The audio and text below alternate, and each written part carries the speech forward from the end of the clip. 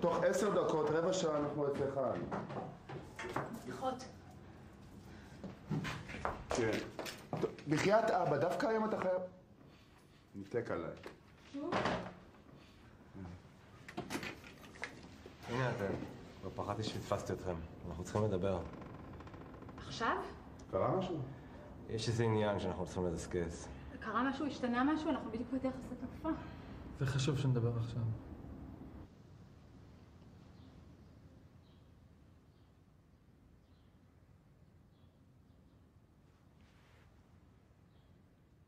זה רעיון נוראי, אני לא מוכנה לזה. אני רואה, אתן לך ברירה. הנה, יש לי. אני לא מוכנה לפגוע בו ככה. חיים הוא פסיכולוג צבאי. לא מעניין אותי פסיכולוג, אני לא עושה את זה, זה לא נורמלי. משהו פה בסיטואציה נראה לך נורמלי, את עושה את זה בשבילו, ופשוט תזכירי לעצמך. ומה יקרה בלילה? מה אם פתאום הוא ירצה, אני לא יודע... מה, זה הדבר היחיד שאתה יכול לחשוב עליו? הוא לא ירצה שום דבר. מאיפה לך? מאיפה לך לדעת מה הוא ירצה? אני יודעת, אני מכירה אותו. הכרת אותו. פעם. לפני 17 שנה. אנחנו לא יודעים עליו כלום חוץ מזה שהוא עבר שם חוויה מאוד קשה.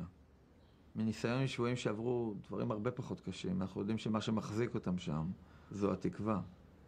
הציפייה לחזור. האנשים שהם הכירו. הוא היה שם 17 שנה. אני יודעת כמה זמן הוא היה שם.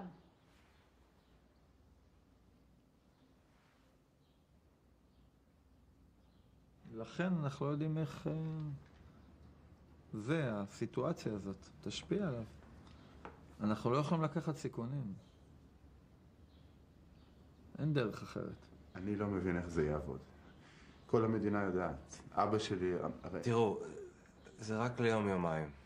עד שנדע בדיוק איך לספר לו בצורה הכי טובה.